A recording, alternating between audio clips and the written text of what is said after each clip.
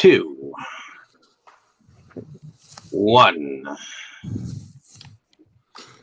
Hello, ladies and gentlemen, and welcome back to Inside Movies Galore. I am one of your hosts, David Streggy, but today we are going to be returning to our themed month of audience participation in April, where we are going to be discussing certain films that the audience has chosen for us. Dave, I had one thing that we forgot last time. Yes. We did not talk about where the films came from. Which isn't too bad because both of these films were done by the same group, correct? Correct. And Mo, you should have remembered most of all, it was your group. Mo's Tavern. It's true. Yeah, it's not surprised. A lot of Alien fans in there, for sure. Well, there you go, you scoundrels. You've been given credit. Thanks for the discussions. So Mo's Tavern is the group that suggested these films for us, Alien, as well as Teenage Mutant Ninja Turtles: Secret of the Ooze. But Forrest, why don't you tell us a little bit more about this totally benign creature feature? All right, so for our main tonight, our main movie is Ridley Scott's sophomore directorial effort, 1979's Alien. Alien follows the crew of a commercial spaceship called the Nostromo, who receive a mysterious transmission, and which they go to investigate, and end up bringing aboard a rather slimy, deadly, and overall unpleasant stowaway. Which they must flush out in order to for their own survival. All right, and so we'll. No, it was not Vanilla Ice. Don't talk about Sigourney Weaver like that. Oh man. All right, so let's go. All right, so I'm going to go around clockwise from my left. Get everyone's opinions. Get everyone's first impressions. Dave, is this your first time seeing Alien? No, this is definitely not my first time watching this film.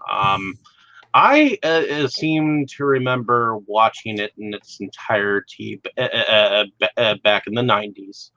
I'm not exactly sure what point, and I'm sure I've watched bits and pieces of it over time because of it being on television a couple of times as well. But I remember this first one being like very intense, very slow in at least at parts, but once it gets going, it's pretty great. I tend to think this is like the first film that I remember it being an alien being more alien than any alien movie that I've seen before, except for Star Trek.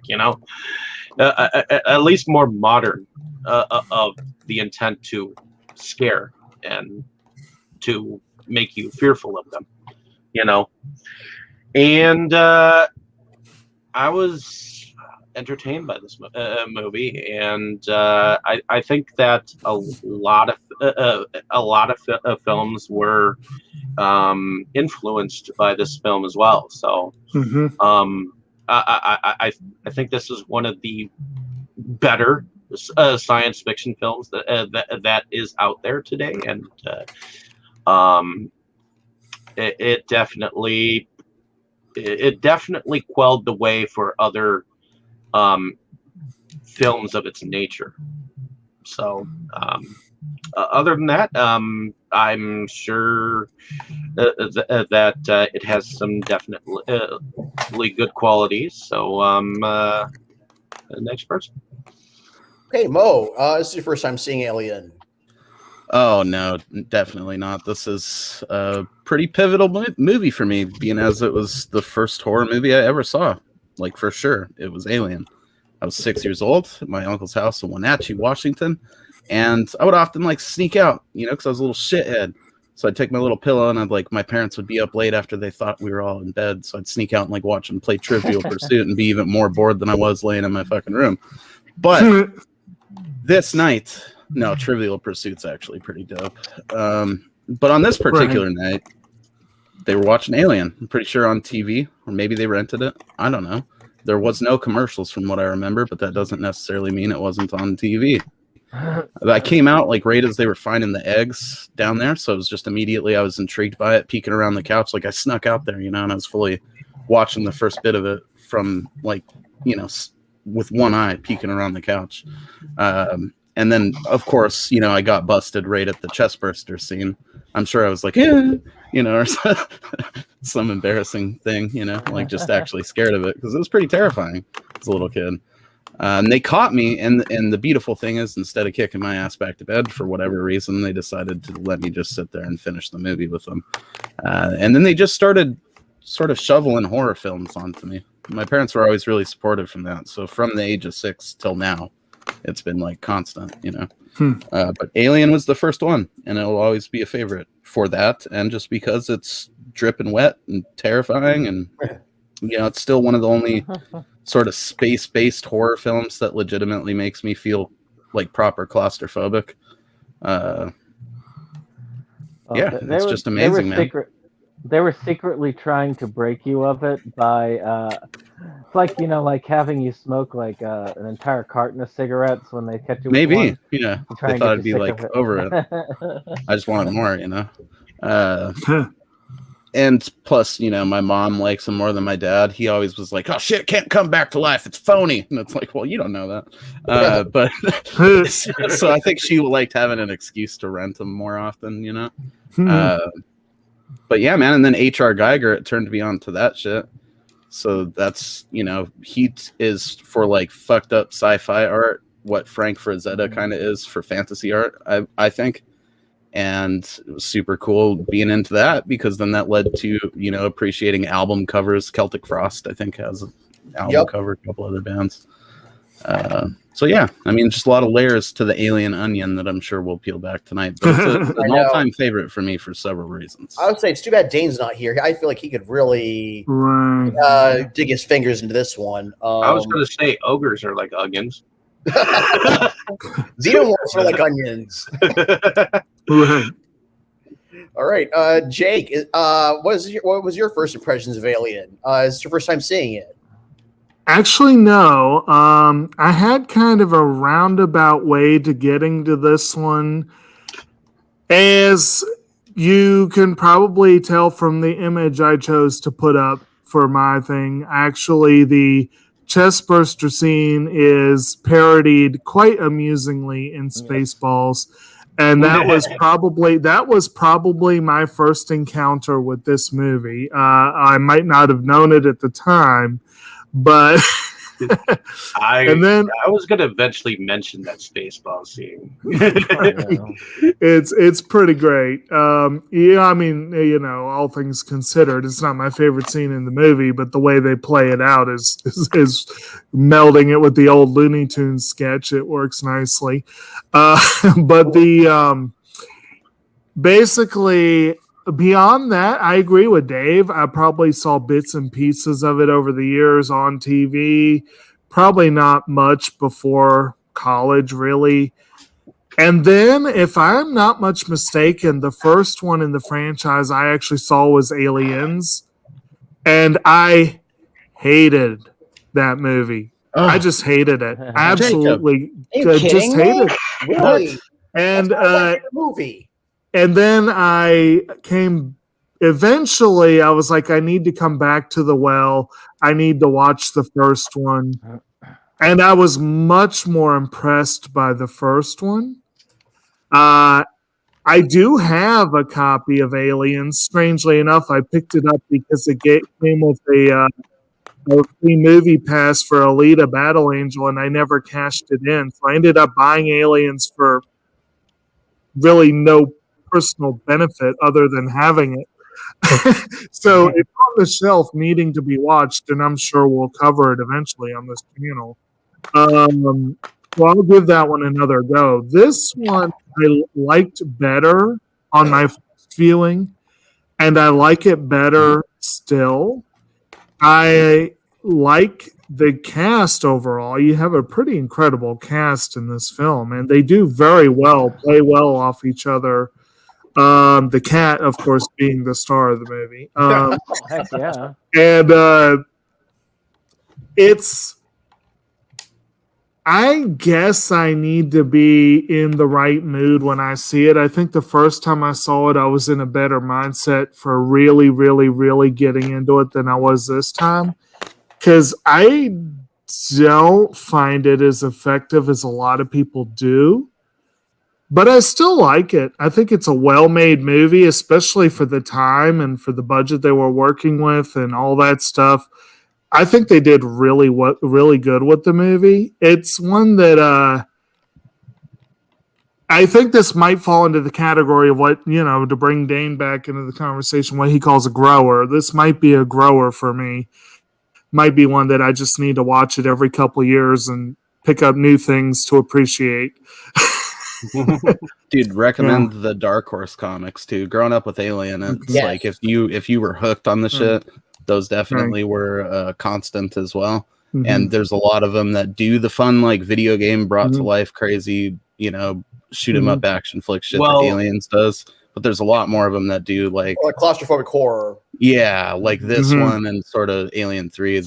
1 and 3 are always been my favorite of the original. Never saw the third one, but I've always been heard mixed things about that one. I mean, it was David Fincher's first feature film, and Spock's micromanaged the shit out of it.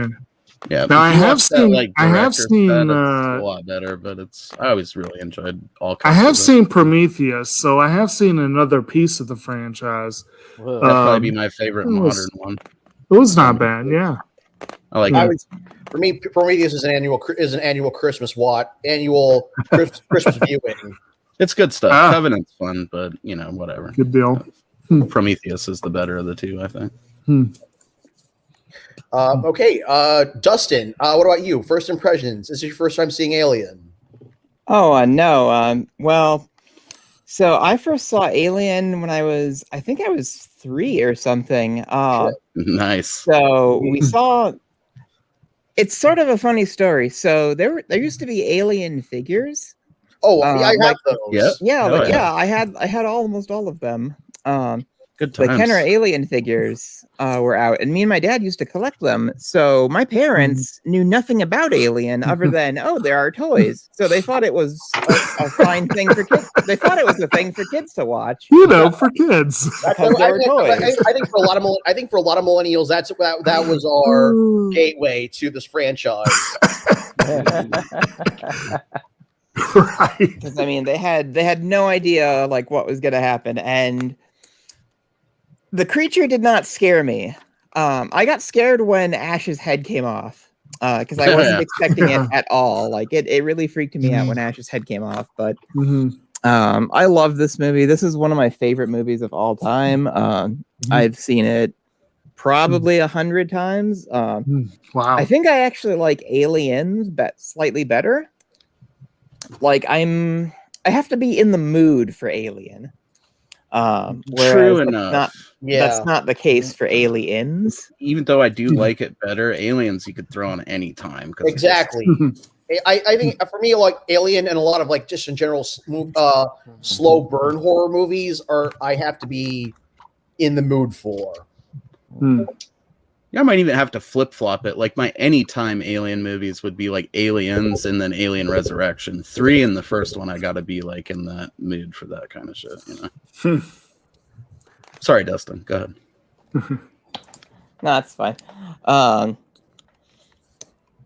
what was I saying? You like Aliens slightly better, but oh yeah, I like Aliens slightly better. But this movie has a lot of real artistry to it. Like this is a great film. And it's often imitated, but nothing really compares. Like a lot of things are like Alien ripoffs. For Although sure. there Oh, is Galaxy of one Terror. anime alien ripoff that I really enjoy. I don't know why, but it's Lily Cat. Oh, God. Very It's- different thing. yeah, but it rips off Thing and Alien in just the right ways for some reason, and just my cup of tea. Oh, lots of them are pretty fun, man. I mean, it's Galaxy of Terror is a good time, Creepazoids, but none of them can touch like the I original. think John Carpenter's The Thing is the only one that comes close. Yeah. Yeah, it's not enough of the same thing to be like, because it's not the same thing at all. No, they're on Earth, but the claustrophobic like isolation is still there. Yeah, Only anybody can be that fucking thing. Yeah. Oh yeah. Yeah, good times. Okay. Anything else? Anything else, Dustin? Dan O'Bannon. I really like Dan O'Bannon too. Like Dan O'Bannon's a really cool creator, and so Well, yeah, we've you covered see a lot of Takara. we covered a lot of Dan O'Bannon stuff. Always had those funky bow ties in his interviews. Okay. Over to you, Brandon. First impressions. Well, I guess like everybody else, this was not my first time watching Alien. If I were to say, if I was to compare Alien to Aliens, it's pretty much the same thing as comparing Terminator to Terminator 2. Because I don't consider Aliens to be a horror movie. Much less, and I don't consider Terminator 2 to be a horror movie. They're both action movies with some potential horror elements. Whereas Alien and Terminator were both more towards horror. I kind of avoided it because of the chest burster scene, which I was first introduced to through Spaceballs. Much like Jake. And though I have more tolerance to that stuff than he does, I still don't necessarily like it. I mean, it's probably one of my biggest issues I have with Trauma is I love Trauma, but I still get sick to the stomach whenever I watch most of their movies. So, but I did finally go ahead and watch Alien. I can't remember when I went ahead and did that. I think it was in late high school. I finally went ahead and watched it. And then I watched Aliens in college, and I have yet to watch it again. Really? Yeah, I haven't had the desire to. I was like, have we done an episode on Aliens yet? No. Oh, we No. have to. We always cover things in order, so if we're covering, You got to Alien, look at it we like can't just an cover awesome Alien. video game made. It's like reverse engineering a video game into a movie. It's Contra or some shit. But I loved the concept of it, and it grew on me more as I got, because I hated horror as a teen and early young adult. But as I got to appreciate horror more, I liked the movie more. I mean, I have the Aliens trilogy set sitting in here. Eventually I want to upgrade to just a complete Blu-ray set. I just want to find one that has all of them in it. And watching it this time, it was kind of weird. Like, I still appreciated it, just like I love the game Alien Isolation. But I also, I don't know why, but I just kept going back to, like, Alien looks kind of fake. And it was weird when I said that, because there were several points where, like, that's a guy in a rubber suit. And I was like, wow, that didn't stick out to me at all, because in my mind I had this image of this perfect effects alien, and but for some reason all of the flaws kind of pointed out, but I still like it. I still think it's a really excellent horror film, sci-fi horror, right up there with Event Horizon, in my opinion. Okay, Nice. very good. And for me, definitely not my first time watching it. I have it on DVD along with the second and third movie, along with Aliens and Alien 3 and Covenant. I still need to get Prometheus on, by the way.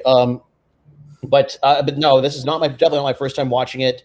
I am a huge. Actually, my introduction to this franchise, much like Dustin, was the toys. Like me and all my friends had them, even though we were too young to watch these movies. Back in that weird time in the night, that weird time we call the 90s, where you could get away with marketing R-rated material to kids, like Aliens, Predator, The Toxic Avenger, RoboCop. I think it was that all Freddy within- doll that broke the bank on that one for us. All within Actually, your it- McDonald's Happy Meal. Actually, I think because when this movie came out, a lot of the Kenner, who manufactured Star Wars figures, they made an 18-inch Alien figure because they were expecting this movie to be as toyetic they were expecting this movie to be another Star Wars. Oh yeah. And I remember that. Yeah. And the toy itself caused a lot of controversy and got yanked from shelves after a few months. But Yeah, in the 90s, they didn't give a fuck. They were rotting our brains left and right and our teeth all the time. but yeah, no, me and my friends, we had all the toys, we had the video games, but then it came down to watching the movie. But then when it came down to the movies, I was a bit of a latecomer compared to you and both you and Mo and Dustin, because I was actually 9 years old the first time I saw them. I actually sat down and watched them. I rented them from a mom and pop video. Rented the first couple movies from mom. I rented the Alien from a mom and pop video store, Chimneys in Syracuse, New York. My parents had already seen it when they were a lot years earlier. So they knew what to expect. But for me, I I wasn't scared. But the chest bursting and the aliens probing into people's heads with the forehead brains with the inner jaw with the little inner jaws, that stuff just freaked me out. And it freaked me out that way that Kevin you see Kevin McAllister covering his eyes when someone gets shot on TV. Oh yeah. It's weird too, because stuff I saw just after wasn't as shocking as that dude bleeding milk, and I was like, "What the fuck?" As a little kid, Yeah, exactly. That part also freaked me out. I drink that shit. But overall, it's still it kept me watching all of them, especially. But I agree though with Dustin. I like it. I love the first two movies, but I love Aliens just a little more. It's a more accessible movie, whereas this one's definitely more of a slow burn, and I got to be in the mood for a slow burn. But still, it's a beautiful movie. Great, amazing cast, beautiful cinematography, great special effects. The music by phenomenal score by Jerry Goldsmith. There's just so much to like. There's so much to love about this movie, and the Alien franchise in general. I tend to geek out about it the way that others geek out about Star Wars or Star Trek. And I actually like a few years ago. I went as Kane for Halloween, complete with an alien chest burster coming out of me. There's just always been something about it, man. I mean, there's several layers of the horror to it, which I imagine we'll get into here. But yeah, if I had to pick favorite fandom in horror, it'd be right there at the top with Friday the 13th. Well, it definitely puts a different level to the word Jones with Jones the cat. In all fairness, though, also keep in mind I also prefer the original Terminator to T2. So for sure. I would disagree with you on that. I agree though. I prefer T1 to T2. It's sort of like the Turtles 1 and 2 situation for me. I do enjoy the second one, but the first one is just more of a proper horror thriller type sci-fi joint, Exactly. That's one that had a strong negative first reaction, but we talked about that. Check out that video, folks. Oh yeah. Did we ever cover? You didn't T2, like Terminator either? Just, not on the first time. The second time I got it. One? I know we haven't done the second one. I don't think. Wow, surprising. So, Yeah. and another thing, you talking about like stuff like Friday the 13th, that kind of stuff. The one thing I will say about Alien that again I was probably introduced to. I really didn't get into toys necessarily, like you guys said, but that doesn't mean I didn't see them. And yes, the imagery from this franchise is pretty iconic. And so, yeah, I definitely had been introduced to the imagery of the look of the alien. The mouth within the mouth has probably Yeah. been spoofed many times. Yeah. Oh, for sure. And I mean, that's the thing with it too. Like the fandom is out there and just as Right. big for sure. It just, in terms of indulging in it, it went different directions. Like Right. there wasn't as many movies, but there was the toys and there was the Dark Horse comics and And the there was video like an game. endless amount of those. Right. It felt like in the video games. Yeah. So Mm-hmm. Right. But without the zealousness of the Star Wars and Trekkie and Star Trek fans. Right. yeah, Yeah. Alien No, they fans did seem to do just some- feel back, enjoy it when it rocks and just ignore it when it sucks, Well, if you pay the attention to many people, they would say it sucks after the second movie.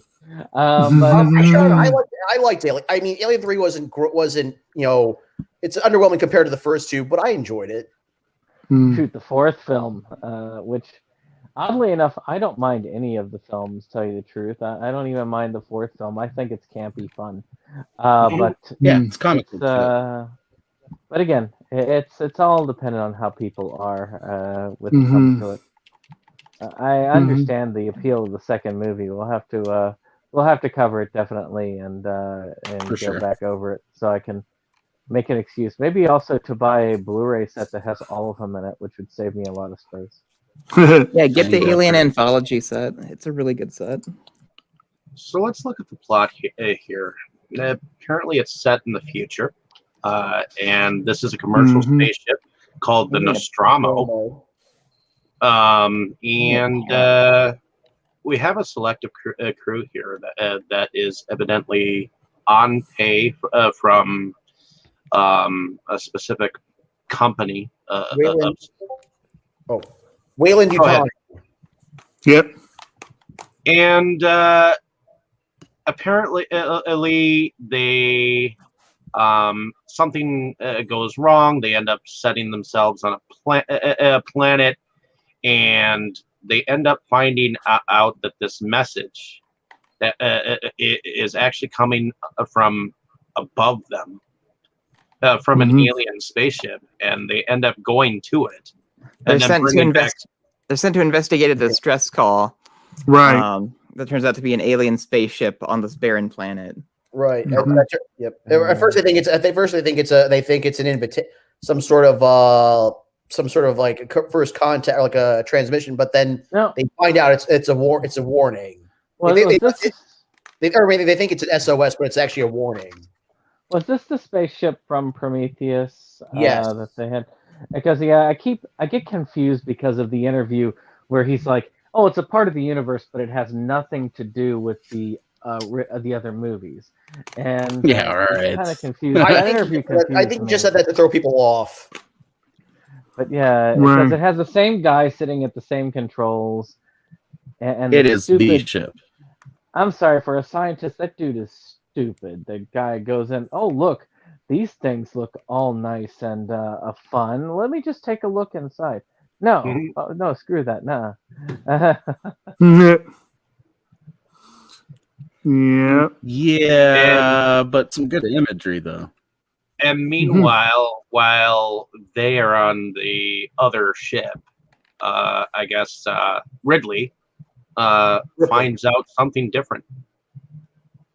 I think we're glazing over a little bit though the whole introduction to this thing where they're like Right. kind of pissed. I think they've been woken up out of hypersleep for like some shit Right. to get them paid, by basically. Mother. It Yeah. Right. very like right out of the gate sets them up as not your typical sci-fi like goody two shoes characters. They're space truckers, basically. Yep. Right. They're not adventurers like Han, Luke, and Leia. Right. Yeah, so they are no way fucking prepared for what's about to happen. Mm-hmm. Yeah, and they're woken up by a spaceship, a computer, called Mother, and the very wake up moment where we get Tom Skerritt here in that Right. like whole like white room and whatnot. It kind of reminds me of like the computer that you saw in 2001, where it says "Good morning," and I'm like, wait, isn't the other half of the conversation "Good morning, Dave"? Good morning, Dallas. Well, apparently, one thing I was reading was that the original conception, when they decided to have the computer as a major character, like the Mother was more like Hal, and they were like, people will not want to see a ripoff of 2001. So they brought in Ash instead. But They're still I'm kind of thinking, like, as small as this cast is, it might not be a bad idea to start off with the cast and just give a brief rundown. You know, Right. And truckers in space. Yeah. So yeah, Dallas is basically the head trucker. I mean, he's Oh yeah. yeah, he's the main guy. And again, I'm sorry, I just gotta say, to me, Tom Skerritt just looks weird with dark hair and full beard. It just looks weird. But Well, we're used to seeing him older, I think. And my big takeaway from this I grew up with Top Gun. Okay, so that's what my whole takeaway from it this time was like, man, really, in terms of on-screen action, his battle with those birds and steel magnolias was more action-packed than his actual encounter with this alien. Yeah, probably. Oh man. Yeah, but if not for Skerritt, you wouldn't get his whole "just kill me" speech in the very end of the film. You know. that was only the director's cut. That was only I have not seen the director's cut, but I've heard of this scene. But even that, although Ridley Scott has gone on to say that the theatrical version is his cut. So. Right. They did the director's cut to make the fans happy because of all the bonus footage that they'd seen. Yeah. But yeah. So then, of course, the character everyone knows from the franchise is Ripley. You know, kind of puts Sigourney Weaver on the map. Yep, the central protagonist of the franchise. Mm-hmm. Mm-hmm. And I would say this, I would say this movie and Ghostbusters. I would say these movies, along with the Ghostbusters movies, solidified Sigourney Weaver as my favorite actress. Right. Well, and you can't help but notice that she's also in Galaxy Quest, which is a phenomenal movie. I just picked up the now. Which these kind of set that up, though. Right. If you really want to, really want to go with Galaxy Quest. Quest. Yeah. Yep. Mm-hmm. Galaxy Quest was kind of that parody of everything in the end of the day. Yeah, it was 90s Spaceballs is how I've always kind of looked at it, you know? Like in a sense. Yeah. Innocent. Yeah. You could see the whatever their name are, the aliens in there. You could see them existing in the Spaceballs universe, definitely. And then, of course, we have the other female of the crew, Lambert, played by Veronica Cartwright. Right. The ship's navigator. Mm-hmm. Of course, we got Harry Dean Stanton as Brett. Right. and Yaphet Kotto is Parker, and they're sort of like the mechanics slash techies, I guess, on the ship. Like they're the Mr. Fix-It. He's the old Yaphet too, man. He just passed away recently. Last month. And I don't think I realized that Ian Holm was last summer. I know we didn't mention it in the From Hell talk, but okay, I found this weird little blurb, and I'm just going to mention this real quick. We'll go ahead and say as well, Ian Holm is Ash, the ship's scientist, and John Hurt is Kane. You know, the first guy we meet and the first guy to shuffle this mortal coil in the film. who reprised his role on Spaceballs, which was, I always thought that was like, when I found out John Hurt was in Spaceballs, I was like, how'd they get him? And I was like, oh, he's playing the same character? Really? Talk again. But yeah, not again. I love that. But hello, my baby. Hello, my sunshine. yes. But a weird, crazy bit of trivia here. So if you go with the chronology set by the version of the film Dave referenced, where you see Scarrett's character killed at the end, basically. So if you look at the actors, John Hurt passed away at the start of 2017. Kane is the first to die. Yep. Harry Dean Stanton died late 2017. Brett is the second to die. Ian Holm passed away last summer. Technically, Ash is dispatched third. Yeffa Koto just passed, and Parker died fourth. That's just freaking weird. I know. I noticed that You too. leave Tom Skerritt alone. We are. Right. I mean, he is like 90, so but still, it's. And again, if it is a curse, it took 30 years to start taking place, so that's a good thing. Yeah. I wouldn't say it's a curse considering a lot of these actors, live long, are dying Right. old. Right. The fact that they're dying in the order that they died in the movie is pretty crazy. Right. Pretty crazy. That is. Or pretty strange, I would say. Right. I didn't even know that. Damn. Which, of course, Yeah, Sigourney wow. Weaver would have to be the last. Yeah. Then she's the second to youngest of the cast. Right. But, yeah, I mean, I don't even think I realized that Ian Holm passed, and I did not know about Yeffa Koto until we were researching this. So it was like, yeah. Well, I think the real creepiness of this film is when dude comes back, the guy on the table, and they crack the helmet open, and you see this fucking thing like over the fucking face there, and that's not the only thing, Well, and it's going to be bad before that even happens, because Ripley right out of the gate is like, no, bring this thing on we board. gotta get it. This is not the way, guys. But we have to quarantine. They got to quarantine. Yeah, they should have done that early on. The real horror in this movie, though the chest bursting scene is what kind of makes me go, I don't know if I really want to watch this again. But the real horror in this movie is the same thing that they utilized again in Dead Space, which, by the way, even though it's an older game, if you have an Xbox, you need to check that game out. I've been playing that. It is a creepy as heck game. Yeah, it's an amazing game, but they utilize these corridors. And the same thing with the movie, they utilize the corridors to amazing effect. It really does amplify the horror and the paranoia, like, big time.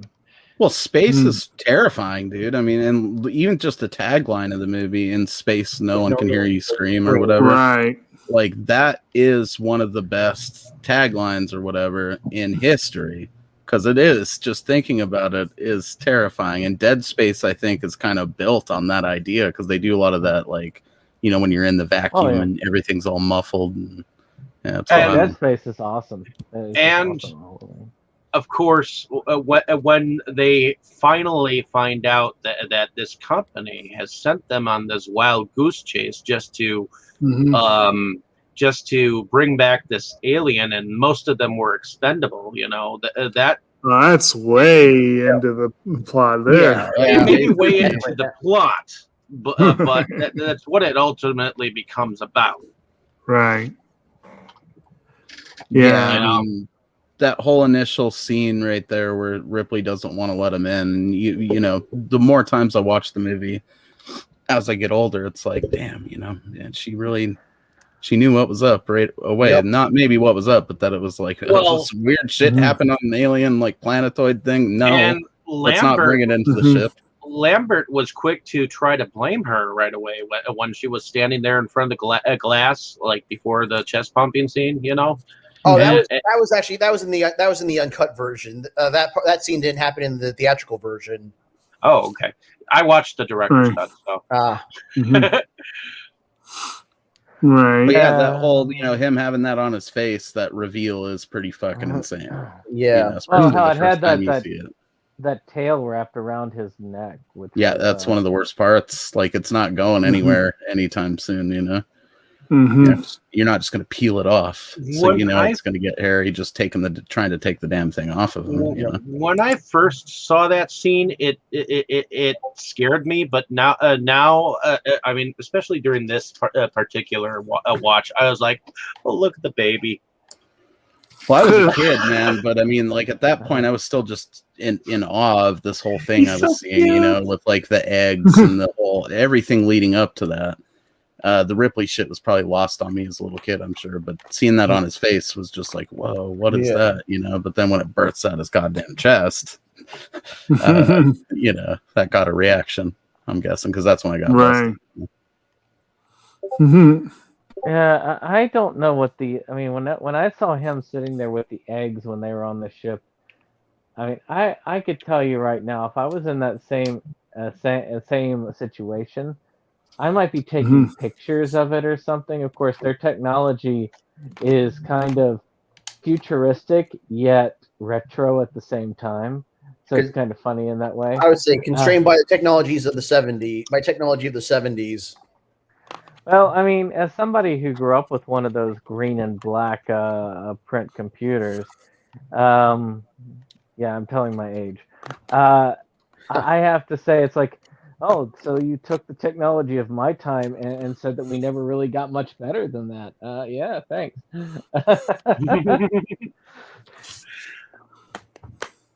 I don't know. I kind of like a lot of the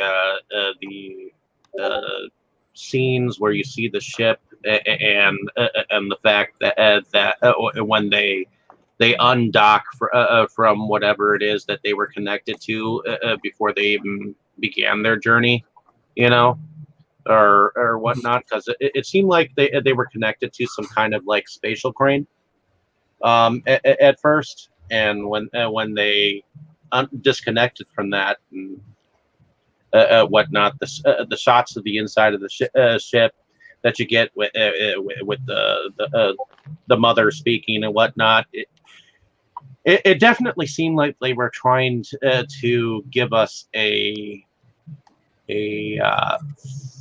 film that was very artsy. Well, I think part of his whole design with it was to go against like Star Wars, which he felt, I feel like I've read that he felt like it was too polished up or whatever. So you could look at some of the dated tech on this ship as being like, just old shit that happens to be on this rig that they use to do their space trucking, Right. My dad often would have outdated crap on his stuff. That's why I have a couple of trucker friends. I think Brandon, one of them is mutual with you. And I think he shared the meme where it's like a leapfrog tablet that he, as like their nav system in the truck or some shit. So it's definitely a real thing with truckers to sometimes have, secondhand outdated tech in their rig. Right. So And they also wanted. I read they also wanted it to look lived in, look like it was like a legit. They had been doing this for a while in this ship. Yeah. It does play with setting up the kind of dystopian future that they're kind of a part of. This kind of future where everything is decaying and degrading. It corporatized. Yeah, it feels like that, and that is kind of like a Blade Runner type future setting. It's very much is sort of one of the beginnings of grimy science fiction, And then also Ridley Scott's now implying that Alien and Blade Runner exist in the same universe. So right. Well, cool. Why not?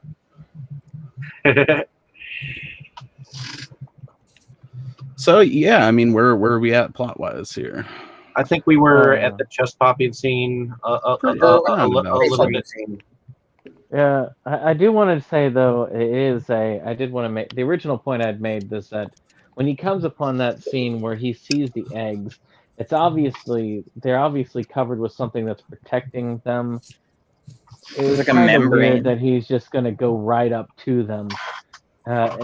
Even if I fell in with them, I would be like getting the heck out of there. Yeah. Coming back with more protective equipment. We're a freaking mining vessel of all things. Why am I going to be doing scientific stuff and research? I would just call in somebody else and say, "Hey, look at this discovery. Here's some Well, yeah. pictures." Snap, snap. Okay. Instead of going in and doing a professional job, they decided to stick around a little bit more and investigate. Yeah, not very bright. Which leads to all that stuff, and eventually leads to the chest burster scene. Something I didn't realize in the movie, and my wife pointed this out, which she watched this with me because it's one of her favorites, is that it takes the ingestion of the protein of something like that in order to finally activate it to have it start the chest bursting, which I didn't even realize was a part of it. Well, you got to until- feed that little son bitch, you Yep. know? Baby got to eat. Well, it's got Feed a the body baby. around it to eat. So We cannot skip past that scene though, where they're trying to take it off his face, and the acid burns through like multiple levels of the deck. I always thought that was really rad, and still do. Well, yeah, and they took a stick to that acid that was up top there, and you could see that it was like burning through. You know. Yeah, just the idea of it having acid blood, I still think is one of the raddest things in fucking existence. You know. But yeah, that chest burster scene, man. I mean, it's like you figure, he's not okay. You're not okay after having like some face crab scorpion thing attached to your goddamn face. You know, they got it off of him, so they're hopeful that he's fine. But again, this calls I got on the whole, better. them not being experienced thing. They're space truckers, not scientists, so they should have probably kept him quarantined, but they didn't. And little bastard scurries on out of there. Well, and they do start to believe that apparently the alien has, or whatever it is, has escaped through the aqueducts in the ship, or whatnot. So, It gets into the air vents. Yeah. Mhm. Except it lays a trap for them instead. So they didn't expect it to be as big as it was. Well, And Especially in such a because short amount of again, time. no. they were going like with a little net to catch it. As they, Yeah, the Right. full-grown alien is very tall. Mhm. Well, yeah, and apparently Harry Dean Stanton's character, while he was looking for his cat Jones, came across the skin thing that it used to be, and I was like, yeah, he ain't that small anymore. I always like that part too. Whenever it's like he's in there and that water's dripping down on the bill of his hat, and then he like looks up and takes a moment to like kind of chill out in the water, and there's all those chains and shit. Just something about the whole aesthetic of that scene I love. Plus, and you gotta admit, the expression of the cat was like, I'm not moving 1 inch towards you, buddy, but look behind you. well, the cat knew what was up, and he was like, "Nah, do this." Yeah, and I guess the cat comes in later when Ridley is looking for him, and I'm like, why are you looking for the cat? You should be like looking to get the fuck off this fucking shit. You don't Hey, want to everybody's leave the looking for that cat. Yeah, You're going to dude. blow the ship up. Taking that. Fuck the damn pussy. I'd rather get the fuck out of there. So, okay, there was a scene in between those where they were trying to sort of hunt it down with a flamethrower, Yeah. but I felt it was kind of confusing at the time. They were kind of just like moving around, You mean when switching Dallas goes to scenes the around. Yeah, I mean, they Well, only actually, killed, like, a even bunch of before them, yeah. that, we had the thing where the Ash had rigged up some motion sensors of some sort, and they had the little fake out where they found the cat in the first place, and it's like that's why I believe why Brett ended up on his own in the first place. They sent him after the cat so that they could put it up so it wouldn't be tripping the sensors, and it was like, yeah. Well, he scared it away originally. Yeah, he did. So he was the one who was, you scared away. Okay, now go to die. Mm-hmm. What do we think about the initial appearance of the alien when we see it in its adult form? Well, the alien has one of the coolest designs in like all of science fiction. Yeah, and ever. Ever. It's- Yeah. Hmm. It's very amazing. unique. It's very memorable. Like you can't mistake it for anything else. Well, Mhm. and Often and imitated, when not it duplicated. when it shows its pearly whites, it's definitely got several layers of teeth smiling right back at you. Well, Mhm. and dude, I think the thing that would have been most striking to me, like, because obviously I don't have the benefit of, prior exposure to shit like that. Because again, it was my first horror movie, and I definitely hadn't seen like too much science fiction before. So, aliens in general, it was like my first one. But with experience I've gained over the years, I think seeing it the first time at the time, I would have been like, where the fuck are its eyes? Like that's one of the most striking parts of its design is it's just got that like elongated domed kind of like carapace looking fucking head, Interestingly, Giger originally designed the alien with eyes. right? And but so just it not having eyes is disturbing. And Exactly. Mhm. Just those teeth looking at you. Mm-hmm. Mhm.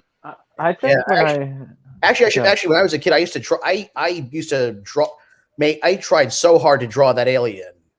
I think a lot of people did, probably. I don't think I ever tried. I though. definitely did at some point. Brandon, I mean- you were trying to say something? When I first saw the alien, whenever it was close up to the face, it really was terrifying. Even to this day, it's just whenever they try to do a full shot of it, it was like I say, it's one of the weird things that I only noticed this time is that I could see it's like, oh, that's a guy in a suit.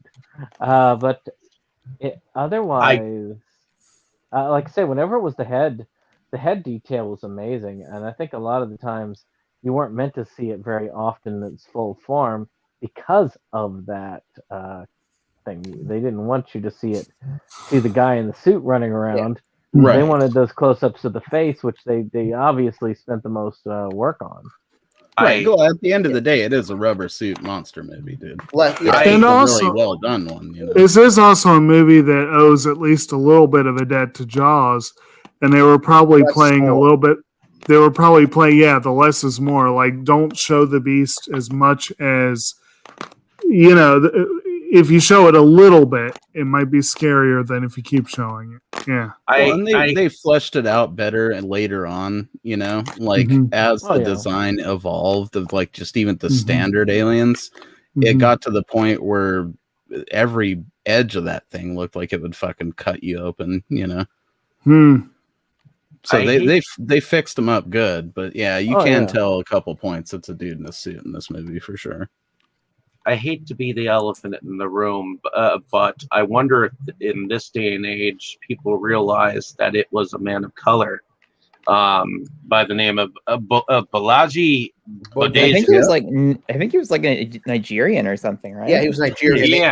He was a design student, and he was discovered in a bar by the casting team. Mm-hmm. I'm not sure whether it's a detriment to when it came out or whatnot, but I almost wonder why people haven't like gotten on Alien's case because it's an alien, and inside the alien is a man of color. So he was just tall and skinny, man. Exactly. Yeah. He just there was fit into the suit. That makes no sense, Dave. Sometimes it gets to the point where we go too far in the reaching. Who knows? Maybe people will be that reactive in 10 years, but I hope not. That'd be pretty fucking stupid. I was reading some article about how Alien and Predator are racist, but it was very reaching. Yeah, okay. when the worst thing that I've seen ever was more about Predator, saying that Predator was a way to prey on people who are Jamaican in heritage and to characterize them as evil monsters. I think it was just because dreadlocks were hot for a bit there in the 90s, so it felt like every other fucking character was like some rad dude with, wristbands and dreadlocks.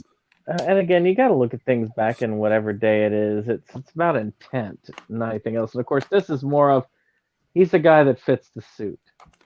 Yeah. Yeah. That's I totally get that, and that's how I take it.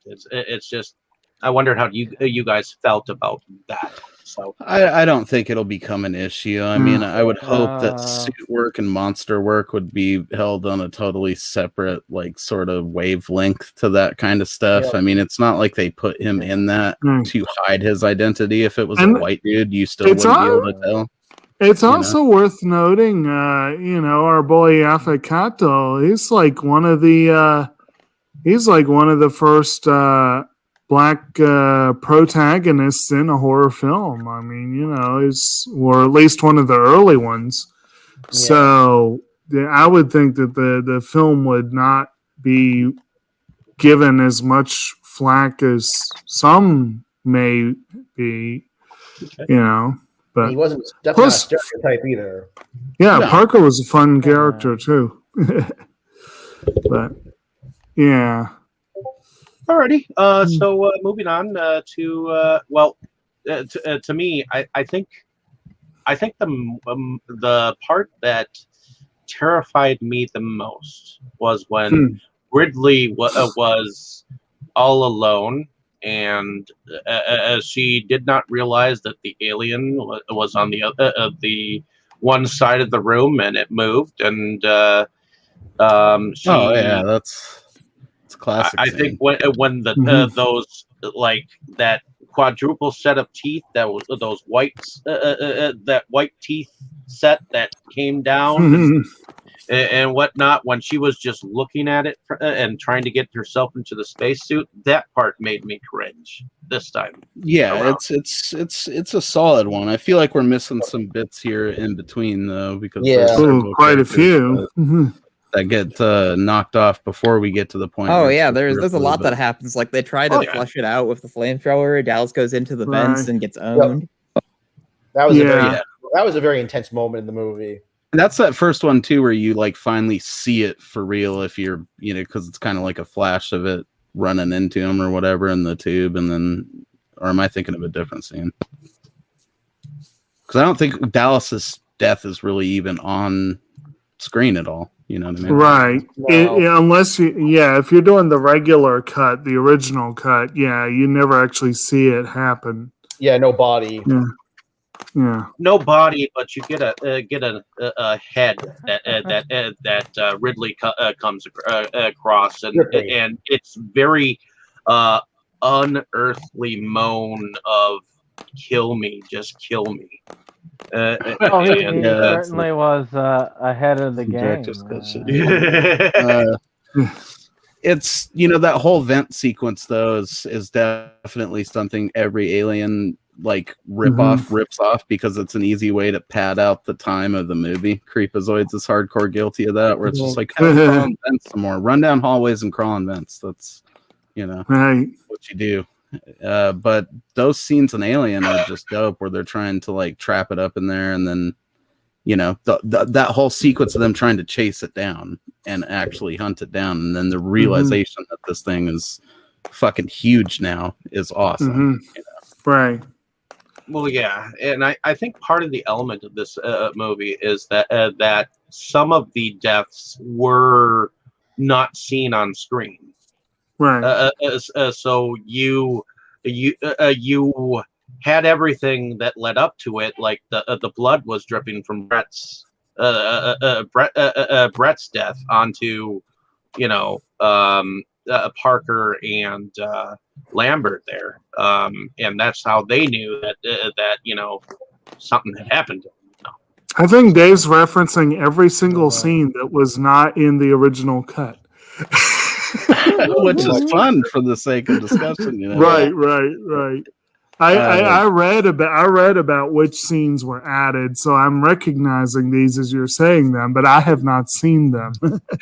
I'm sorry, but it's the cut that I watched. I think that the lack of because it's not a gory movie, really. Right. They wanted it to be, but honestly, I think maybe an extra bit or two would have been fine, but it being overly gory or bloody would have kind of taken away from the horror of it a little bit. Oh yeah, it would have. No argument there. Yeah. But actually, I mean, one of the great horror elements actually happens around this point, because when Dallas, of course, when he's out of the picture, dead or not, he's out of the picture.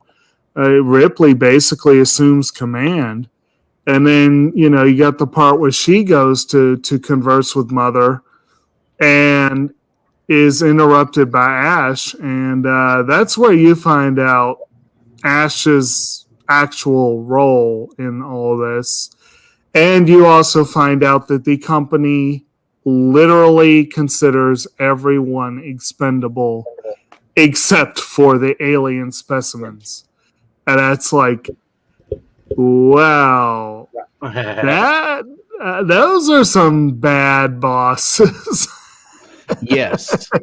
And I mean, just, man, I cannot understate how, oh my God, that entire sequence where he attacks her still freaks me out. Like, he tries to choke her with a fucking magazine. That's like some messed up serial killer shit. I don't know who thought of that on the set, but man, nice touch. Oh, wow. And it's revealed that he's a goddamn robot. Nicole Parker. He's Spoiler alert, ladies and gentlemen. Oh, well, shit. Yeah, we've thrown a few of those out.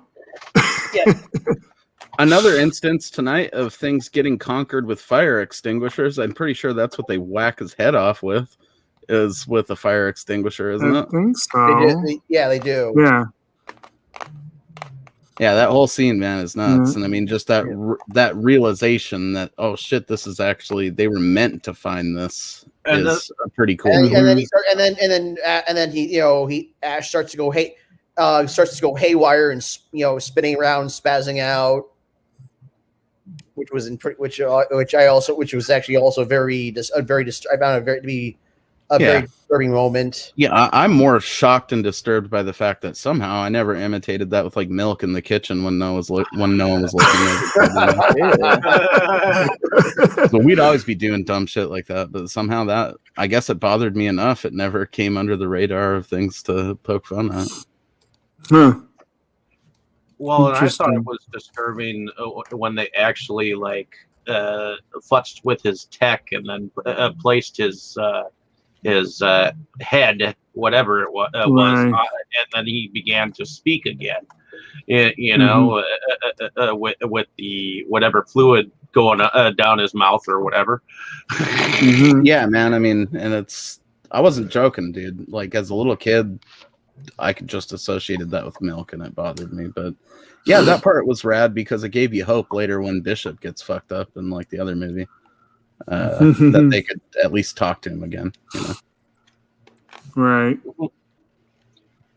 Well, and ultimately it becomes a fight of survival for all of the crew members, because one by one they start to get they are picked off one by one by this alien creature that has come on board, invaded their space, their ship, and everything evolved. And on top of that, they find out the company they work for isn't exactly a company they should probably be working for. So, well, I think it's like any of these futuristic kind of dystopian films.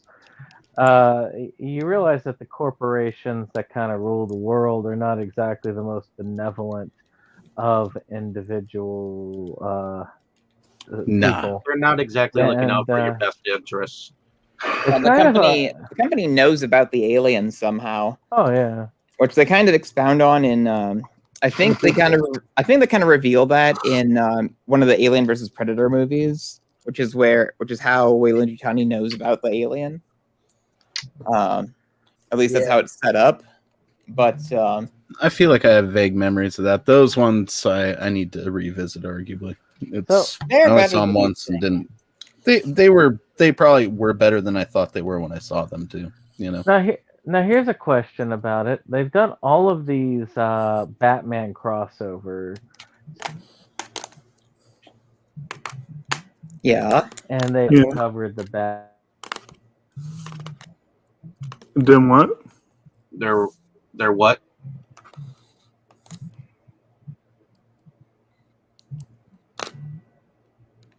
Brandon, I think we lost you. I think he's trying to ask why have they not done Batman versus Predator, and the short answer is they actually did some in the comic. But they've done a lot of those as animated movies lately, like the Batman and Turtles one that I think Forrest mentioned last time. I thought that they actually did a Batman versus Alien crossover too. No, They in the did. comics they have, but not in any sort of cinematic medium. Actually, there was a short film that I watched called Dead End. Batman Dead End. Yes, I know. I've seen that. Right, but I think Brandon was inquiring about why they haven't actually done them as, actual adaptations of the full-length thing as like an animated movie. And I think the answer boils down to probably just rights, and then maybe not wanting to go that hard with it because there still was like blood and gore and some of that stuff, I think. Yeah, I can definitely see them actually creating a much longer film if they wanted to, but I feel like enough time has has left us in a time period where like that really isn't something that could be prevalent in this day and age, Right. I mean, I would say that it's probably more of a rights thing because I think Disney owns fucking Alien now. Yeah, Disney owns Alien. Yeah. Right. Though the creator of Predator is actually fighting them now for the rights back. Which is true enough. Yeah, and good for him, I guess. But not that anything was going to be happening with it anyway. So this isn't a Friday the 13th situation where we're fucked for now. It's who cares? Let them duke it out. Well, we could always have the Guardians of the Galaxy meet the Alien. That'd be fun. That'd be interesting. Could be. But anyway. Well, I guess we're about round to what you were talking about earlier, Dave, with all that proper finale tension there. Once you kind of bang through all the characters, they each have their own deaths, obviously. Right. They're executed pretty fucking well, but nothing too visceral or anything. And and ultimately Ridley and the cat end up being like the final survivors. Mm-hmm. Ridley, the cat, and her butt crack as she's climbing into that. I always thought that was really funny. As a little kid, I got endless laughter out of that. Like her butt crack. Yeah. Actually, no. As a kid, I got amusement and amusement and being turned on. Change had some changes going on in the young forest there. Yeah, and I guess a different alien invasion would have happened right afterwards. And this whole sequence where she's basically running to try to I believe she and Parker and Lambert initially are trying to get everything together so that they can escape in the pod, and they're setting a self-destruct for the ship, and ultimately, it's Ridley and the cat are the only ones that do. But that whole sequence, I wonder if anyone else has feels that I'm off on this, that they want to correct me, but I'm feeling like that whole sequence was also probably the inspiration for the self-destruct sequence at the end of Spaceballs. I'm feeling like that. There was a lot of similarities there, I think. I feel like that was more on the destruction of the Death Star. Yeah, there's so many self-destruct things. Probably a little bit of a joke. I think it's a little bit of everything that's used. That they were kind of just making fun of a trope, right? Which was pretty general at the time. I think it probably had become a trope at that point. You're probably right. It was definitely used in Star Trek a lot, especially at STNG. Dude, even Inspector Gadget, Countdown always raises the stakes, Right. And then, of course, you got that one moment in the later film. Even in the future, nothing works. No, but but of course, I in use this that, one, you have the part. You have the famous line where Sigourney Weaver is just frustrated as hell with the computer. You bitch. I Even use in the that future, line nothing every works. day. All right. But Matter of fact, the fact that we have to use in modern day mental health, where we are reliant on fax machines to get our jobs done. I use that constantly because we always have technology breaking down in our field. So it's kind of funny. Yeah. Well, I think we've talked about production all throughout, so I don't think we really need to entirely touch on that. Well, aspect. I do think set design was amazing. Oh yeah. Yeah. Oh, Yeah. And I agree. This is a very I mentioned- dirty lived-in space.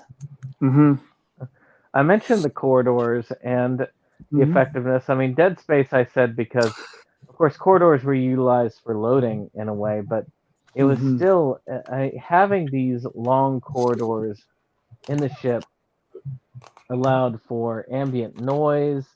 You're wondering if something's going to pop out. I really think that it was an amazing choice in set design. I think that they did an excellent job with that in this film. I think so too. Oh yeah, man. I mean, it's got that grimy, wet, drippy feeling to parts of it, and then that sort of not clean but cleaner sci-fi aesthetic going on. You know, so it's a good mixture of some of what we know, but then with this griminess that sort of spread into other shit. You know, what? And the computer room with Mother in it kind of reminds me of Star Trek. Oh, for sure. I mean, the set design is one of the only things the Alien ripoffs ever seem to really nail hard sometimes, you know. There are several of those where it's like, damn, they really nailed that like wet, drippy, grimy space thing. It's probably just some like knitting factory that they made look awesome from. I think you know, I think the why not? corridors It works. I think the corridors somewhat remind me of the film Leviathan a little bit. Yeah. As far as the claustrophobicness of them. I see similar aspects of the alien spaceship Nostradamus in Leviathan a little bit. Oh, Well, indeed, that scene that you mentioned earlier can't like go untouched on, where the thing comes out of the pipes, you know, and they finally have like their, you know, full on final confrontation before she blows that bitch out the airlock, you know. That's just one of the best sequences, I think, in movie history. Yeah. Of course, I'm biased as hell, but man, it's good stuff in terms of, especially when you consider the time it happened and like the level of sort of horror and that whole thing of finally meeting this motherfucker face to face, and she's the only one left and a cat, you know. And you really felt like it was coming towards her right before she hit that airlock thing. You know, it was pretty intense. Well, and that whole shit where he's like, you know, because you can't tell he's going to come out of there like the first time that you watch it, you know, making that alien or using its design to look like the pipes or whatever is just awesome. It's not the last time they've done it in the show. Oh yes, the end where it's just sitting there taking a nap essentially. It's like, you know, leave me alone, don't bother me. It's almost like the actor had actually like laid down on set. It was like, what? Wait, somebody needs me. It ate a lot of brains, man. I mean, it was full. But in any case, do we want to talk about music? This has a great score. Like, it's very eerie. Yeah, I think it's definitely one of Jerry Goldsmith's best, right up there with his work on Rambo and Star Trek. Like very, you know, this, you know, it's mix of like very, I guess, space music, the kind like you would hear in a movie like 2001, But then you also got like the terrorizing moments, like when the alien pops up when the alien pops up, or when Ripley's evacuating the Nostromo. Yeah, there's a lot of fun, I guess, juxtaposition between the different types of music. You definitely, it adds somewhat to the claustrophobicness of it, I think, at points. And yeah, I'd agree. Everything you said there. All right. It's not one of those scores that you're gonna like fire up on the vinyl because it's got a bunch of like really catchy bangers on it or anything like that. But it works. A lot of slow It's more cues, ambient, but, yeah. Yeah. Yeah, and that's the kind of thing, almost like what you'd have in a horror game. Well, like Alien Isolation, which if you really want to play the experience of Alien, I think that's probably one of the best games for it. Yes, even fully today. second that. It's amazing. So that thing is deadly, and it even shows there in the movie that they can't handle it on their own. Alrighty, let's talk about our favorite scenes then. Dustin, why don't you go first, and then we'll go around the board. Oh, favorite scene. Oh, that's a tough one for this movie because I just enjoy so much of it. I think the first reveal of the alien, when you get like a really good look at it, when it's hanging from the ceiling and you see it just uncurl. Yes. Yeah. And it just like lifts Brett away. Like it kind of pauses for a beat, like, and then pow, you're dead. Okay. It really is amazing how much of like sort of the alien type behavior, because they keep a lot of that through the rest of the movies and the comics, but they of course expand on it and make it more like bug like. But man, it is cool how much of it was nailed out right in this first movie that really is kind of held on to in their general sort of behaviors and later shit. So Mo, what was your favorite scene there? Oh hell, I don't know, man. There's a few that are like nostalgia picks for sure. Obviously, like the whole face hugger scene with the acid blood dripping through the different decks, and the chest burster shit. That's cool. Those are like the obvious ones. And then I guess like that final sequence, where it comes out of the pipes and then Ripley's there in her spacesuit and she blows it out the airlock and shit. That whole finale is just awesome because then it's really sort of like she survived, but now what? Kind of a thing. I love science fiction that leaves people just floating in space because it's terrifying to me. It's honestly like that shit or being like eaten by sharks are my two biggest fears easily. So the idea of her just floating around like in cryo sleep afterwards always really tripped me out. So I guess if I were to narrow it down, it'd just be that whole like finale of the movie. But there is a lot to appreciate about it, of course, prior to that. I myself definitely enjoy that last endings as a scene, but I also like the initial helmet cracking scene where you actually get to see this creature that's like fully on the guy's face, and it's just weird, and it sets the scene for the next, It's got to be one of the weirder reveals of like a thing like that in science fiction history still, because it's like, oh, that's fucking freaky, man. It's like some type of sea creature attached to his face or some shit, It just doesn't quite make sense, but also it does, the way it's coiled around its neck and clearly, gripping his orifices. It's fucked up. It's like some Geiger shit for sure. Definitely. Yeah. Go ahead, Forrest. Oh God, favorite scenes. Yeah, I'm having trouble because there's a lot of great moments in this one. I guess I'd probably have to say the first encounter, Brett's encounter with the full-grown alien. That one always it's definitely a moment that freaked me out as a kid. But yeah, when you first see the alien and you're just like at a loss for words at what this thing is. Well, and the fact that the cat is like he's got the expression like I am not moving one single inch. But Daddy, look behind you. Yeah, that cat was selling it. It makes you wonder if like Hollywood cats that eventually retire and hang out with other cats are like, yo, humans are fucking weird, right? And the other cats are like, I don't know, they're all right. Like they go to work and they come home. Like you didn't see the aliens and shit, you know? I always have a soft spot for the cat and the spirit. I don't know why.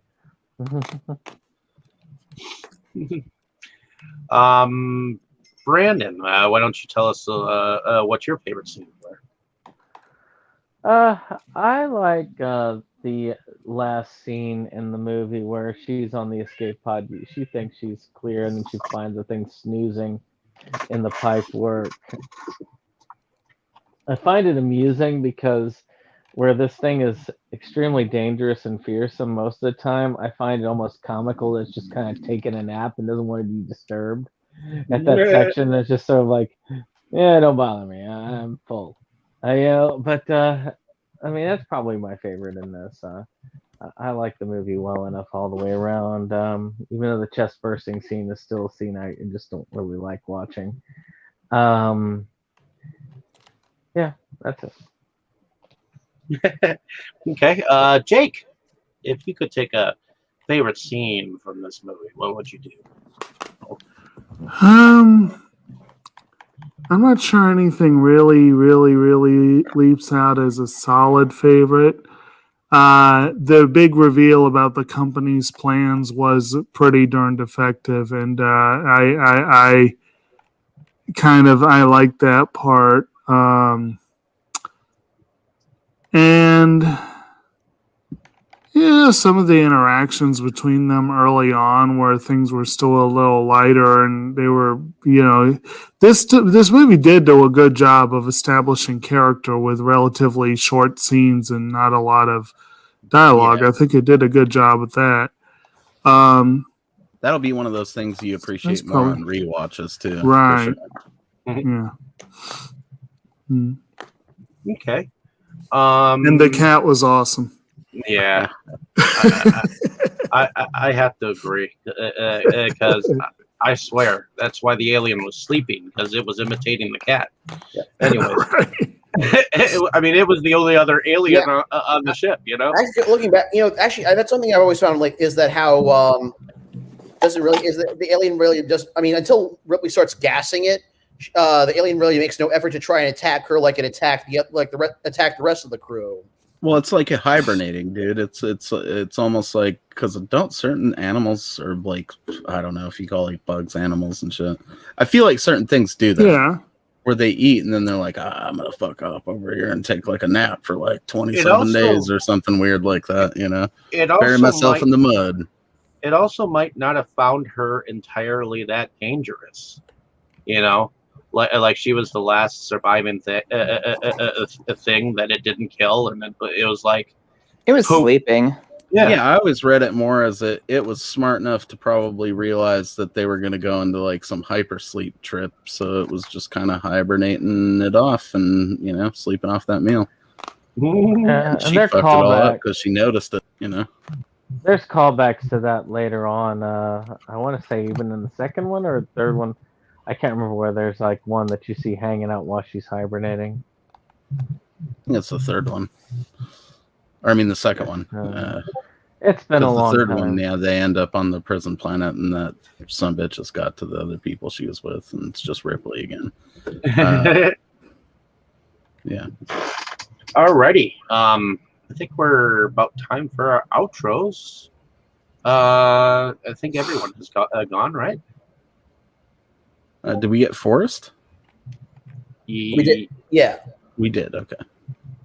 Alrighty. So, Forrest, why don't you tell us a little bit about yourself and what you do? All right, I'm Forrest. I'm Forrest Bennett. I'm an independent film producer. I actually have a new one coming out this summer, called Camp Murder. And then I have my own YouTube channel, Forrest B. Bennett. And I'm also appear on a YouTube channel called Evil Greg, where we do dramatic table readings of unproduced movie scripts. Right now we're doing George Miller's Justice League Mortal. Very cool. Mhm. Heading over to Dustin, why don't you tell us a little bit about yourself and what you do? Oh man, it's been so long I can barely remember. Uh-oh. Well, I tend to be I'm a horror collector and student living here in Milwaukee. I have a YouTube channel where I show off the stuff that I find. I haven't gone anywhere or done anything in like 6 weeks. So, not even really gone out for food. So I'm in need of food. I have a video that I'm going to shoot at some point, sometime soon as I can kind of get out of the life hole I'm in. You can see my horror collection on Instagram at The Crypt of Horrors, and you can follow me on Twitter at DurCryptaxis. Usually we're a lot more lively, but we're kind of exhausted, so yeah. Alrighty. Going over to Mo here. Why don't you tell us a little bit about yourself and what you do? Well, my name is Mosley. I do a channel called Drunken Master Studios where I used to upload a lot more of a variety of things, but lately we've been focused on that full moon quest for a series called Full Moon Madness. It's been a lot of fun, a lot of cool things going on with that. We're 18 episodes deep and change because there's a lot of like supplementary material as well, like pickups and soon to be top fives. We recently participated in Full Moon's Golden Moons contest. Did that just before doing this with these guys, not long before, anyways. And I'm pretty sure that I might have won it, dude. Because I scoured all the social medias and I didn't see anything on the others. Like almost nobody commented on this shit. Maybe they're staying quiet, but most people are like, I'm going for it because that's what I said, you know. So I think I might have a solid shot at winning that. But if you guys want to check out some reviews, I recently covered what was it, Brandon Castle Free or Slave Girls from Beyond Infinity, Slave Girls from Beyond Infinity, Sorority Babes at the Slime Ball Bolorama.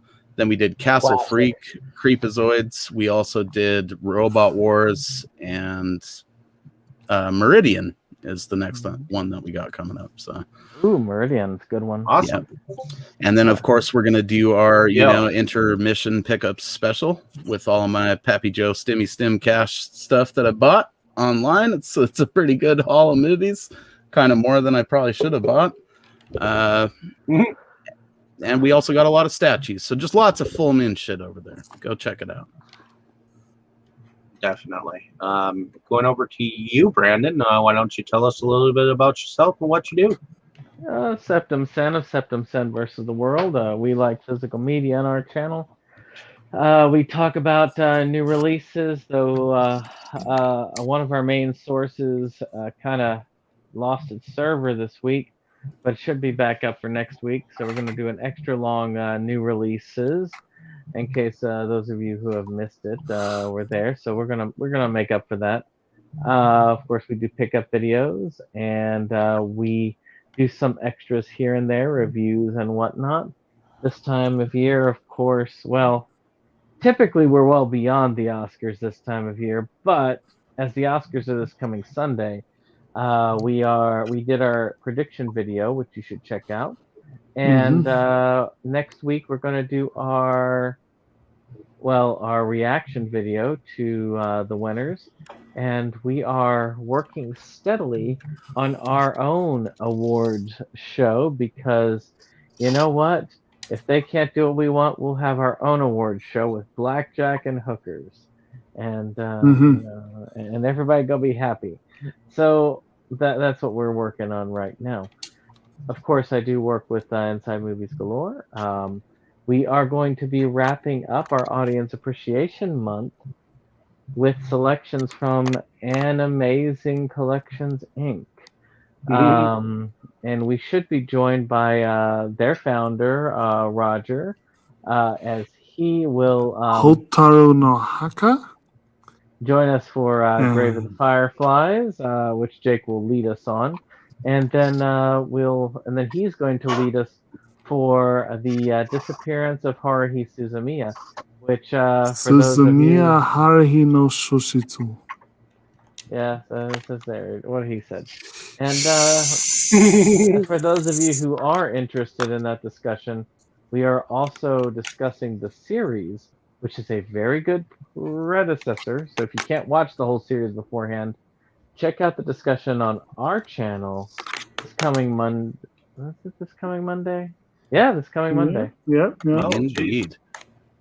So we got a lot to shoot. We got that. We got the Oscar reaction. Shoot, everything. We gotta shoot. This is gonna be a long shoot on Monday. Good lord. Yeah. Alrighty. Indeed. Well, Well, with Jake, that, bye. go ahead. Tell us a Well- little bit about yourself and what you do. Well, I'm Jake. I'm the co-host on Septum Sin versus the World, and as he said, we are deeply embroiled in our Oscar discussions right now. I'm in the final stretch of desperately trying to cram in as many additional Oscar films as I can, while also finishing the Melancholy of Haruhi Suzumiya, and then try and watch those other two movies. So it's going to be a very busy few days, no doubt about it. But it will be fun. Oh yes, it will be fun. Alrighty, and my name is David Straggy. I'm one of the founding fathers of Inside Movies Galore, where we go on and discuss many levels of films and filmmaking. So thank you for listening and following along on our adventures. But I also moonlight under a different channel called Delusions of Grandeur, where I go on about my own video pickups and my thoughts on films and things of that nature. And just recently, I went down the yellow brick road, which I found out was only pollen, according to a certain source. But myself and Forrest, we went on and talked about The Wizard of Oz from 1939. So check that out. It was an entertaining discussion. So stay tuned for next week as we have some more fascinating films to discuss. And hopefully you just enjoy the conversations. So like, share, and subscribe. And make sure that you don't exactly go onto some planet for some company thinking that you're gonna find exactly what you're looking for. So Just don't go putting your face over strange receptacles. It's pretty much, Yeah. you know. Yeah, it's almost kind of funny, like when he just kind of like looks over and the facehugger just leaps out like blah. Ah. But in any case, thank you for listening. Have a great day, evening, or morning, wherever you are. Thank you for watching.